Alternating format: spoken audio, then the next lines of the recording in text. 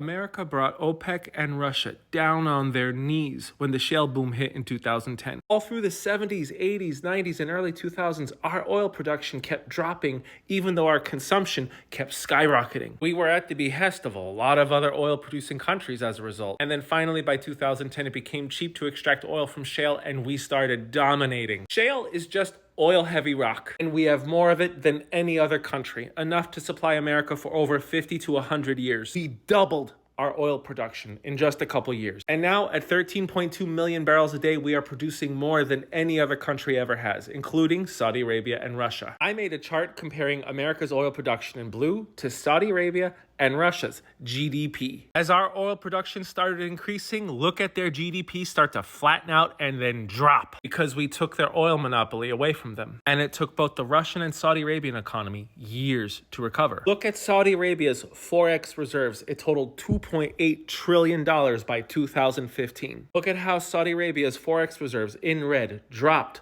once America doubled its oil production, which is in blue. Don't worry about Saudi Arabia. They're one of the richest economies in the world, and they still have $1.6 trillion in total Forex reserves. But even more importantly, since we started producing more oil, we began to export a ton of it. Look at this surge in 2015. And our oil exports are 10 times now what they were 10 years ago. Even better for the American driver, once our oil production in blue started rising like this, gas prices stopped rising so dramatically, which are in red. You actually saw that the rise dropped. This surge in oil production is why Obama turned down the Keystone XL pipeline. No one really knows this, but the oil that would have been transported down the Keystone XL pipeline came from Canada, not America, all the way up here in Alberta. So we would have been importing Canadian oil instead of using our own, which we were flush with. So there would have been no new oil generated by the pipeline. We would have just been more dependent on Canada, who already gives us a ton of oil. Not only that, but American shale oil is cheaper to refine and extract than Canadian oil sands, which is much dirtier and has a lot more impurities. So the people complaining about Keystone XL are just idiots who don't know anything about oil. Mr. Global made a post all about the XL pipeline and you should watch it. Take a look, it's right here titled Watch.